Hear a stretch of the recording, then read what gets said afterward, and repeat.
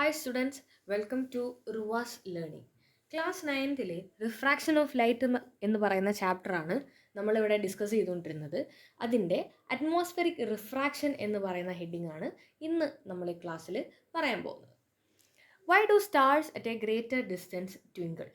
നമുക്കറിയാം ഭൂമിയിൽ നിന്ന് വളരെ ദൂരെയാണ് ആര് നിൽക്കുന്നത്? നമ്മളുടെ സ്റ്റാർസ് നിൽക്കുന്നത്.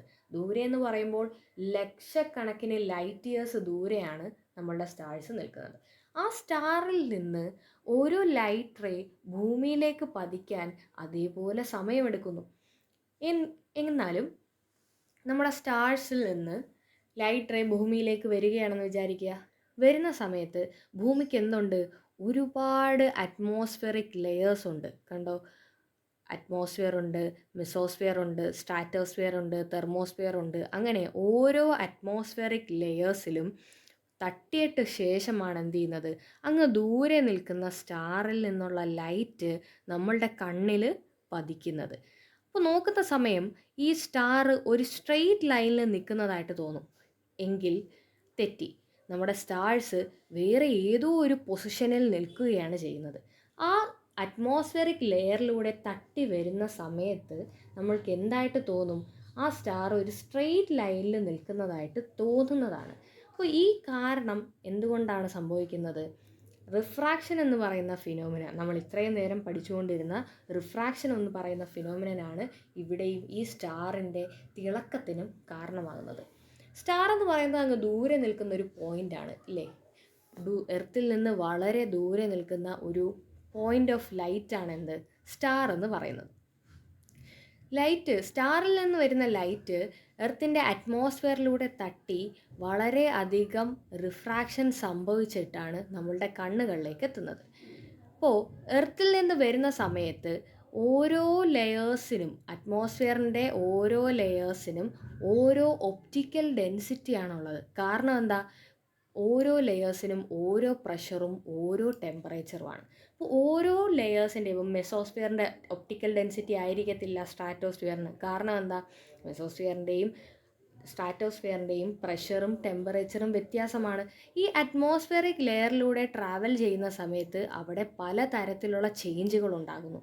ആ ചേഞ്ചിന് എന്തിന് കാരണമാകുന്നു? ഇറഗുലർ റിഫ്രാക്ഷന് കാരണമാകുന്നു. ഇപ്പോൾ ഓരോ അറ്റ്മോസ്ഫിയറിക് ലെയറിലൂടെ വരുമ്പോഴും റിഫ്രാക്ഷൻ സംഭവിച്ചിട്ടാണ് എവിടെ എത്തുന്നത്? ഭൂമിയിൽ എത്തുന്നത്. നോക്കൂ, ഇവിടെയാണ് ആക്ച്വൽ പൊസിഷൻ. ഒരു സ്റ്റാറിൻ്റെ പൊസിഷൻ ഇവിടെയാണ് കാണപ്പെടുന്നത്. ആ സ്റ്റാറിൽ നിന്ന് ലൈറ്റ് റേ ആദ്യത്തെ അറ്റ്മോസ്ഫിയറിക് ലെയറിലെത്തുന്നു, റിഫ്രാക്ഷൻ നടക്കുന്നു. വീണ്ടും അറ്റ്മോസ്ഫിയറിക് ലെയറിലെത്തുന്നു, റിഫ്രാക്ഷൻ നടക്കുന്നു. അങ്ങനെ മൾട്ടിപ്പിൾ ടൈംസ് ഓഫ് റിഫ്രാക്ഷന് ശേഷമാണ് എവിടെ എത്തുന്നത്? നമ്മളുടെ കണ്ണുകളിൽ എത്തുന്നത്. ഇതാണ് എന്തിന് കാരണമാകുന്നത്? Twinkling of stars. സ്റ്റാർസ് തിളങ്ങുന്നു എന്ന് നമുക്ക് തോന്നുന്നത് എന്തുകൊണ്ടാണ്? ഈ റിഫ്രാക്ഷൻ ഓഫ് ലൈറ്റ് കൊണ്ടാണ്. അടുത്ത ചോദ്യം നോക്കൂ. സൂര്യൻ അസ്തമിച്ച് കഴിഞ്ഞാലും കുറച്ച് നേരത്തേക്ക് നമുക്ക് സൂര്യൻ അവിടെ നിൽക്കുന്നതായിട്ട് തോന്നും. അതിൻ്റെ ഈ ഫിഗർ വെച്ച് എക്സ്പ്ലെയിൻ ചെയ്യുന്നതായിരിക്കും ഒന്നുകൂടെ നല്ലത്. നോക്കിയേ, ഇവിടെയാണ് സൂര്യൻ അസ്തമനത്തിന് ശേഷം എവിടെ ചെല്ലുന്നു? ഹൊറൈസൻ്റെ താഴെ, ചക്രവാളത്തിന് താഴെ ആര് പോകുന്നു? നമ്മളുടെ സണ്ണ് പോകുന്നു. പോയി കഴിഞ്ഞാലും ഇവിടുന്ന് സണ്ണിൽ നിന്നുള്ള ലൈറ്റ് ഭൂമിയുടെ അറ്റ്മോസ്ഫിയറിക് ലെയേഴ്സിൽ തട്ടി റിഫ്രാക്ഷൻ നടന്നതിന് ശേഷമാണ് നമ്മൾക്ക് എന്ത് ചെയ്യാൻ പറ്റുന്നത്? കാണാൻ പറ്റുന്നത്. ആ കാണുന്ന സമയം നമുക്ക് എവിടെയായിട്ട് തോന്നും? സൂര്യൻ ഒരു സ്ട്രെയിറ്റ് ലൈനിൽ നിൽക്കുന്നതായിട്ട് തോന്നും ഇല്ലേ? അപ്പോൾ സൂര്യൻ്റെ ഈ പൊസിഷൻ ആയാലും സ്റ്റാർസിൻ്റെ ട്വിങ്ക്ലിംഗ് ആയാലും ഇതെല്ലാം ആരുടെ പോസിബിലിറ്റീസാണ്? റിഫ്രാക്ഷൻ്റെ പോസിബിലിറ്റീസാണ്. ഇപ്പോൾ ഇങ്ങനെ ഒരു ചോദ്യം ചോദിച്ചു കഴിഞ്ഞാൽ ആദ്യത്തെ ഉത്തരം എന്താണ് നമ്മൾ എഴുതേണ്ടത്? This is because of refraction. Refraction കാരണമാണ് ഈ ഫിനോമിന എല്ലാം നടക്കുന്നത്. ഇപ്പോൾ റിഫ്രാക്ഷൻ്റെ പ്രാക്ടിക്കൽ ആക്ടിവിറ്റീസ് നമ്മൾ കഴിഞ്ഞ ക്ലാസ്സിൽ ഡിസ്കസ് ചെയ്തു. അതിൻ്റെ കൂടെ ഏറ്റവും പ്രധാനപ്പെട്ടതായിട്ട് നമുക്ക് പരീക്ഷയ്ക്ക് ചോദിക്കാൻ ഇമ്പോർട്ടൻസ് ഉള്ള ഒരു ചോദ്യമാണ് വൈ ഡു സ്റ്റാർസ് ട്വിങ്കിൾ എന്നതും why even after the sun has passed the west horizon the sun is visible for some more time. കുറച്ച് നേരത്തേക്കും കൂടെ നമുക്ക് സണ്ണിനെ കാണാൻ പറ്റും എന്ന് പറയുന്ന ഈ രണ്ട് ചോദ്യങ്ങളും എക്സാമിന് ചോദിക്കുന്നതാണ്. നല്ലോണം പഠിക്കുക. അടുത്തത്, will refraction occurs when light enters obliquely from one medium to another. നമ്മൾ ഇത്രയും നേരം റിഫ്രാക്ഷൻ എങ്ങനെയാണ് സംഭവിക്കുന്നതെന്ന് പറഞ്ഞു. ഒരു മീഡിയത്തിൽ നിന്ന് മറ്റൊരു മീഡിയത്തിലേക്ക് ലൈറ്റ് റേ ഒബ്ലിക്വലി പാസ് ചെയ്യുമ്പോഴാണ് റിഫ്രാക്ഷൻ സംഭവിക്കുന്നതെന്ന് പറഞ്ഞില്ലേ. ഇനി ഈ ഒബ്ലിക്വലി പാസ് ചെയ്യുന്ന സമയത്ത് റിഫ്രാക്ഷൻ മാത്രമാണോ സംഭവിക്കുന്നത്? അല്ല. അതാണ് നമ്മളിനി പഠിക്കാൻ പോകുന്നത്, ടോട്ടൽ ഇൻറ്റേർണൽ റിഫ്ലക്ഷൻ. അപ്പോൾ എന്താണെന്ന് നോക്കാം. അതിനുവേണ്ടി ആദ്യം എന്ത് ചെയ്യുക, 2 മീഡിയംസ് ഉള്ള ഒരു ട്രഫ് എടുക്കുക. അതിൻ്റെ ബോട്ടം സൈഡിൽ നിന്ന് നമ്മൾ ഏതോ ഒരു ആംഗിൾ തീർച്ചയില്ല, ആംഗിളിൽ നമ്മൾ എന്ത് ചെയ്ത് കൊടുക്കുന്നു, ഒരു ലേസർ ബീം അടിച്ചു കൊടുക്കുന്നു. നോക്കൂ, അത് റിഫ്രാക്ഷൻ സംഭവിച്ച് മുകളിലേക്ക് പോകാതെ എന്ത് ചെയ്തിരിക്കുകയാണ്, ഏത് സർഫസ് ഓഫ് സെപ്പറേഷനിലാണോ അത് റിഫ്രാക്റ്റ് ചെയ്യേണ്ടത് അവിടെ വെച്ച് 90 ഡിഗ്രി പോയിരിക്കുക. കണ്ടില്ലേ? ഇനി അടുത്ത ഫിഗർ നോക്കിയേ. നമ്മൾ ആ ആംഗിൾ കുറച്ചും കൂടെ നീക്കി കൊടുത്തപ്പോൾ എന്ത് സംഭവിച്ചു, ആ വാട്ടറിലേക്ക്, ഏത് മീഡിയം, നമ്മൾ താഴത്തെ മീഡിയം വാട്ടറായിട്ട് കൺസിഡർ ചെയ്ത് കഴിഞ്ഞാൽ ആ വാട്ടർ മീഡിയത്തിലേക്ക് തന്നെ എന്ത് സംഭവിച്ചു, ലൈറ്റ് റേ തിരിച്ചു വന്നതായിട്ട് കാണാം.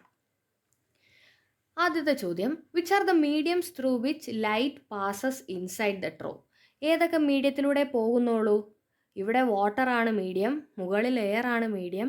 എയറിലേക്ക് ലൈറ്റ് റേ ട്രാവൽ ചെയ്യുന്നുണ്ടോ? ഇല്ല. ഈ ഫിഗറിലും 1.51 എയിലും 1.15 ബിയിലും എന്ത് ചെയ്യുന്നില്ല, ലൈറ്റ് റേസ് എയറിലേക്ക് ട്രാവൽ ചെയ്യുന്നില്ല എന്നതായി നമുക്ക് കാണാം. Does the light enter from an optical denser medium to a rarer medium or from an optically rarer medium to denser medium? ഈ ചോദ്യത്തിന് ഉത്തരം എന്താ? വാട്ടർ ആണോ എയർ ആണോ ഡെൻസർ? വാട്ടറാണ് ഡെൻസർ മീഡിയം അല്ലേ. അപ്പോൾ ഡെൻസറിൽ നിന്ന് എയറിലേക്കാണ്, റയറർ മീഡിയത്തിലേക്കാണ് ഇവിടെ എന്ത് സംഭവിച്ചിരിക്കുന്നത്, വാട്ടറിന് ലൈറ്റ് റേ ട്രാവൽ ചെയ്തിരിക്കുന്നത്.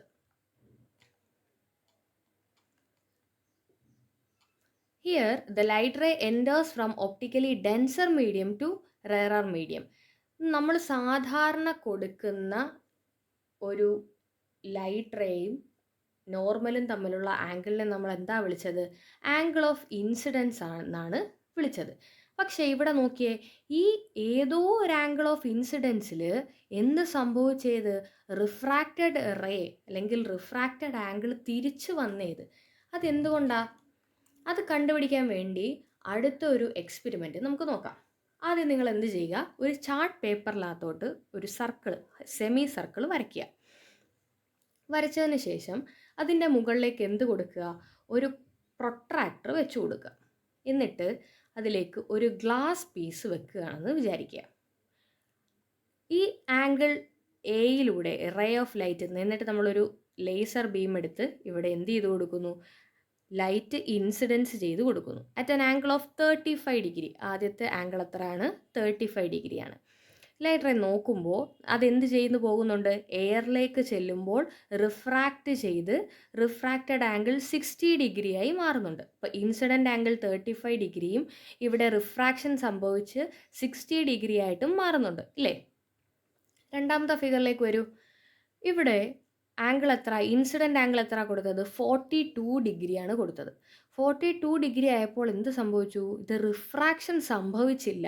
പകരം ഗ്ലാസ്സിൽ നിന്ന് എയറിലേക്ക് മാറുന്ന ആ സർഫസിൽ വെച്ച് 90 ഡിഗ്രി ആയിട്ട് പാസ് ചെയ്തു പോയതാണ്. ആര്?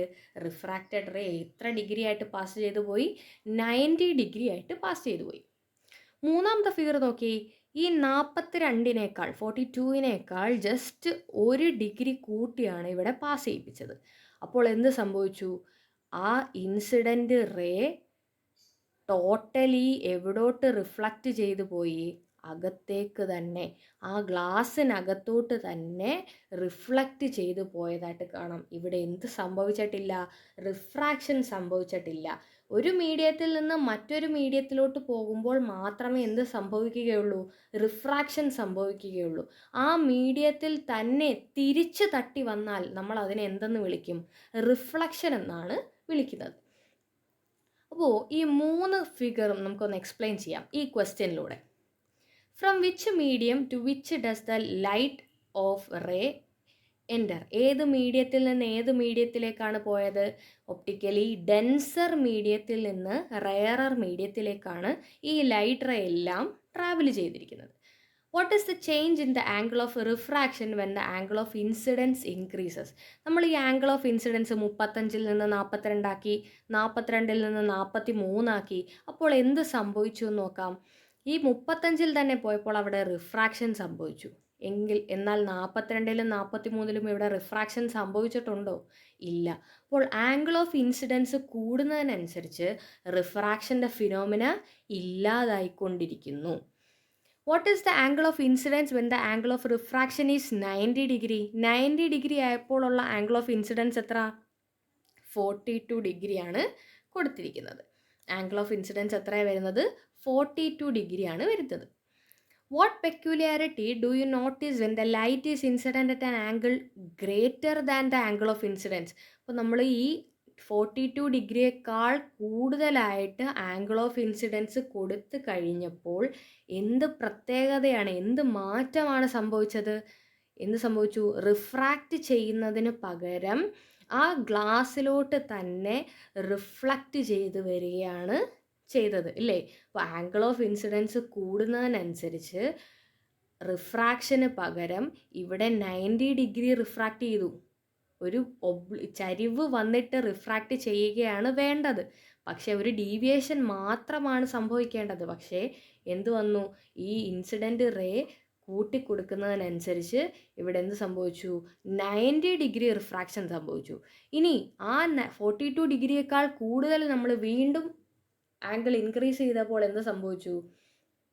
ടോട്ടലി റിഫ്ലക്റ്റ് ചെയ്ത് ആ മീഡിയത്തിലേക്ക് തന്നെ തിരിച്ചു വരികയാണ് ചെയ്തത്. അപ്പോൾ ഈ ഫിനോമിന എക്സ്പ്ലെയിൻ ചെയ്യാൻ വേണ്ടി നമുക്ക് പറയാം, when a ray of light enters from optically denser medium to rarer medium at an angle of incidence at which an angle of refraction becomes 90 degree is the critical angle. നോക്കിയേ, ഒരു denser മീഡിയത്തിൽ നിന്ന് rarer മീഡിയത്തിലേക്ക് ray of light pass ചെയ്യുന്ന സമയത്ത് angle of ഏതോ ഒരു angle of ഇൻസിഡൻസിൽ എന്ത് സംഭവിക്കുന്നു? റിഫ്രാക്റ്റഡ് റേ 90 ഡിഗ്രി ആയി മാറുന്നു എന്ന് വിചാരിക്കുക. അപ്പോൾ ഏത് മെറ്റീരിയൽ ആകട്ടെ, ഗ്ലാസ് ആവട്ടെ, വാട്ടർ ആവട്ടെ, അല്ലെങ്കിൽ ഡയമണ്ട് ആകട്ടെ, നമ്മൾ ഏതൊരു മെറ്റീരിയൽ എടുക്കുമ്പോഴും ഒരു ആംഗിളിൽ എന്ത് സംഭവിക്കും? റിഫ്രാക്റ്റഡ് റേ 90 ഡിഗ്രി ആയി മാറും. ആ ആംഗിളിനെ വിളിക്കുന്ന പേരാണ് എന്ത്? Critical angle. അപ്പോൾ ഇവിടെ നമ്മൾ എടുത്തിരിക്കുന്നത് ഗ്ലാസ് ആണ്. ഗ്ലാസിൻ്റെ ക്രിട്ടിക്കൽ ആംഗിൾ എത്രയാണ് വരുന്നത്? 42 ഡിഗ്രിയാണ് വരുന്നത്.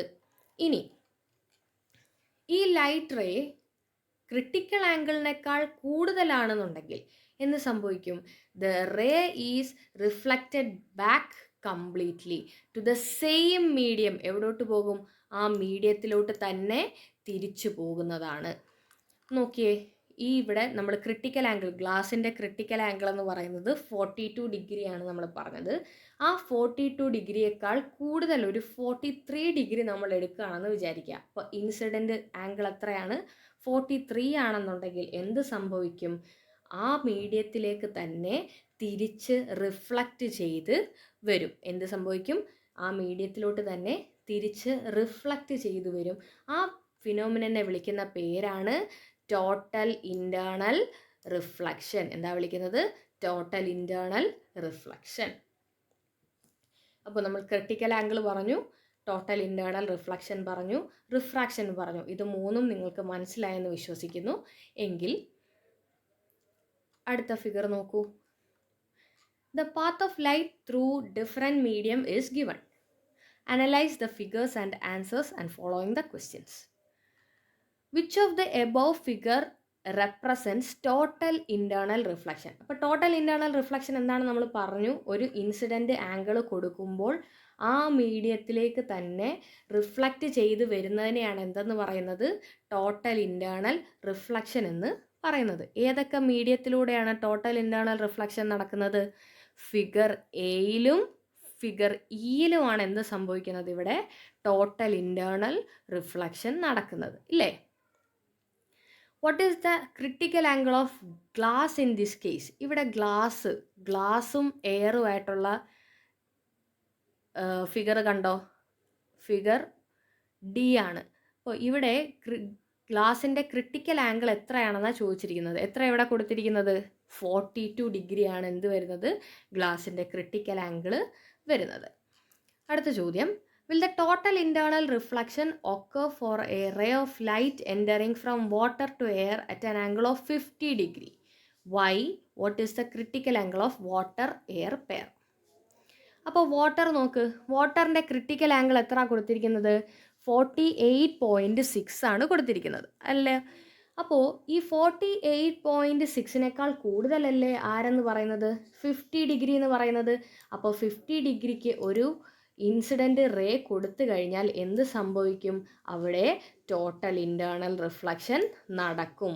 Yes, there will occur a total internal reflection at an angle of 50 degree. കാരണം എന്താ? ഇവിടെ വാട്ടറിൻ്റെയും എയറിൻ്റെയും ക്രിട്ടിക്കൽ ആംഗിൾ എന്ന് പറയുന്നത് 48.6 ആണ്. 48.6 കൂടുതലല്ലേ 50 ഡിഗ്രി എന്ന് പറയുന്നത്? അപ്പോൾ 50 ഡിഗ്രി ആംഗിളിൽ എന്ത് സംഭവിക്കും? അവിടെ ടോട്ടൽ ഇൻറ്റേർണൽ റിഫ്ലക്ഷൻ നടക്കും. ആ ചോദ്യത്തിന് ഉത്തരം യെസ് എന്നാണ്. അടുത്ത ചോദ്യം, what are the 2 conditions required for total internal reflection? Total internal reflection നടക്കണമെന്നുണ്ടെങ്കിൽ എന്തൊക്കെ കണ്ടീഷൻസ് വേണം? എന്തൊക്കെ വേണം? ഒരു ഇൻസിഡൻറ്റ് റേയും റിഫ്രാക്റ്റഡ് റേയും തമ്മിലുള്ള മീഡിയം എന്തൊക്കെയായിരിക്കണം?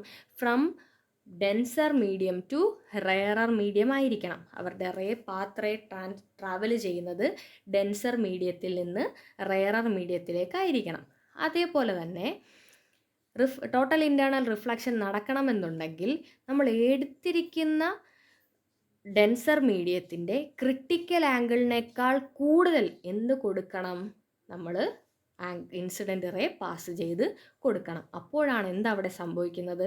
ടോട്ടൽ ഇൻറ്റേർണൽ റിഫ്ലക്ഷൻ നടക്കുന്നത്. ഇപ്പോൾ 2 കണ്ടീഷൻസ് ഏതൊക്കെയാണ്? Incident ray must pass from denser medium to rarer medium, ഒന്നാമത്തെ പോയിന്റ്. രണ്ടാമത്തെ പോയിന്റ് എന്താ? The angle should be greater than critical angle in any medium. ഏത് മീഡിയം എടുത്താലും അതിൻ്റെ ക്രിട്ടിക്കൽ ആംഗിളിനേക്കാൾ കൂടുതൽ എന്ത് കൊടുക്കണം? നമ്മൾ അവിടെ ആംഗിൾ കൊടുത്താൽ മാത്രമേ, ഇൻസിഡൻറ്റ് ആംഗിൾ കൊടുത്താൽ മാത്രമേ എന്ത് നടക്കുകയുള്ളൂ? അവിടെ ടോട്ടൽ ഇൻറ്റേർണൽ റിഫ്ലക്ഷൻ നടക്കുകയുള്ളൂ. Okay, thank you students. നിങ്ങൾക്ക് ഈ ക്ലാസ് മനസ്സിലായെന്ന് വിശ്വസിക്കുന്നു. മനസ്സിലായി എന്നുണ്ടെങ്കിൽ നിങ്ങളുടെ ഡൗട്ടുകൾ എന്തായാലും കമൻറ്റ് ചെയ്യുക. എന്തെങ്കിലും ഡൗട്ടുകൾ ഉണ്ടോയെന്നുണ്ടെങ്കിൽ നിങ്ങൾ തീർച്ചയായും കമൻറ്റ് ചെയ്യുക, ലൈക്ക് ചെയ്യുക, സബ്സ്ക്രൈബ് ചെയ്യുക, നമ്മളുടെ ചാനലിനെ സപ്പോർട്ട് ചെയ്യുക.